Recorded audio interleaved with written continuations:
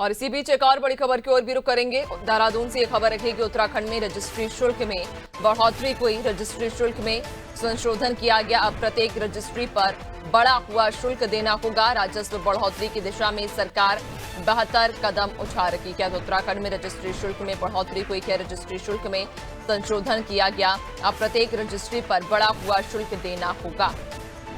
ज्यादा जानकारी लेंगे, सहयोगी सोनू लगातार हमारे साथ बने हुए हैं।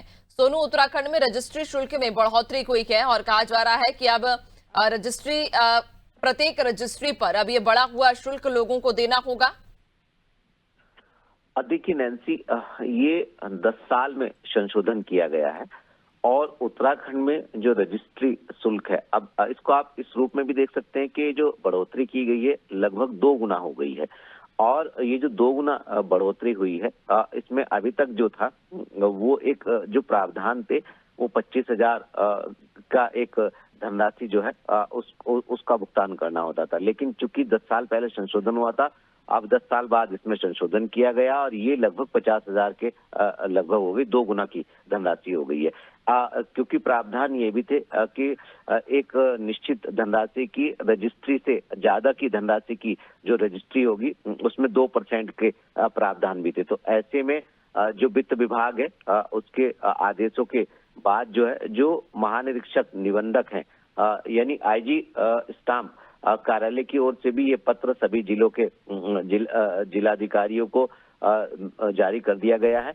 और इसके तहत अब जो भी रजिस्ट्री इस नियम के तहत होगी उसमें जो अभी तक कोई भी रजिस्ट्री कराने वाला व्यक्ति विशेष जो 25,000 रुपए की धनराशि देता था उसको 50,000 देने होंगे।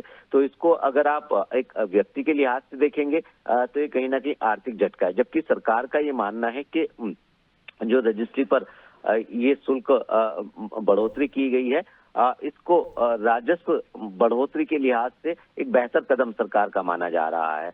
अब देखना होगा कि अधिवक्ता और रजिस्ट्री कराने वाले आखिर कितनी इसको स्वीकार करेंगे और क्या कहीं कोई इस पर अपना विरोध भी दर्ज कराएगा, ये भी देखना होगा।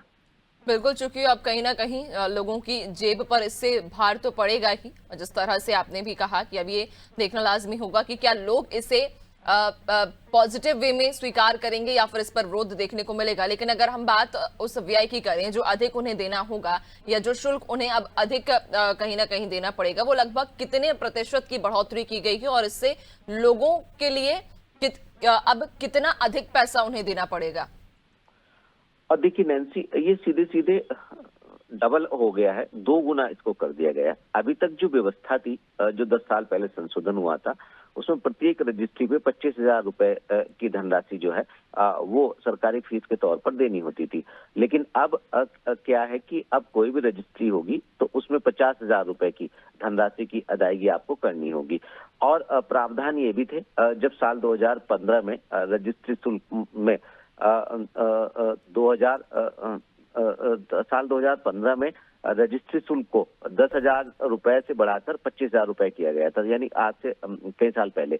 और इस संबंध में अब चूंकि एक पत्र जारी किया गया है और इसके तहत जो रजिस्ट्री है वो उत्तराखंड में प्रति रजिस्ट्री 2% की रजिस्ट्री शुल्क जो है वो अधिकतम 25,000 रुपए लिया जाता था। लेकिन अब चूंकि 10 लाख से ऊपर की जो जमीन है कोई खरीदता है तो ऐसे में उस हिसाब से 20,000 रुपए की धनराशि बैठती थी। लेकिन जो 20,000 रुपए की रजिस्ट्री का शुल्क लिया जाता था, लेकिन अब क्या है कि अगर 12,50,000 रुपए तक की कोई रजिस्ट्री है तो उस पर 2% के हिसाब से 25,000 रुपए की रजिस्ट्री का शुल्क होता था। लेकिन अब इसमें क्या है कि सीधे इसको डबल कर दिया गया और प्रत्येक रजिस्ट्री पे 50,000 रुपए की धनराशि की का भुगतान जो है वो करना होगा।